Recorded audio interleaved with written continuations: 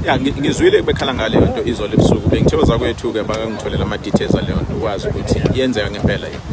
Bayabajova nomhlawumbe bebasabisa ngemjovo ngoba siyazi ukuthi baningi abantu abahlala emgaqweni la eThekwini abalala khona. Iningi labo gcina lidla ama-drugs. Laba abadla ama-drugs babuye basebenze nayo imjovo laba abazijova ngayo uma sebethatha lama-drugs.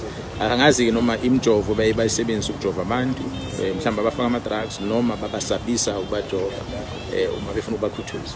Yilokho ngisafuna ukuthola kahle ama-details akhona. Mase siyitholile-ke sokwazi ukuthi sikhulume kahle. Kodwa engaka-encourage manje ukuthi ungana police station uyothola ama-details khona ukuthi ukhona umuntu osokwavula icala.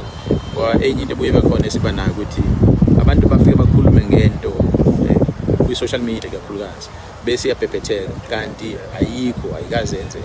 Akekho okwavula icala. Mhlawumbe khona umuntu yakamenzeka kuyena kodwa awangalivula icala. So lokho kwavula icala kuba lula ukuthi athi yenzekile kumina ngayi police station ngavula icala nayi inamba yecala. Sesingakwazi ukuthi sixoxe kahle ngalo daba ngoba sekukhona necala elivulile. So far wekha savulile. Angeke ngisho njalo angeke ngazi yonke iprovince siyonke imininingwane ukuthi bani uvula icala lani icala.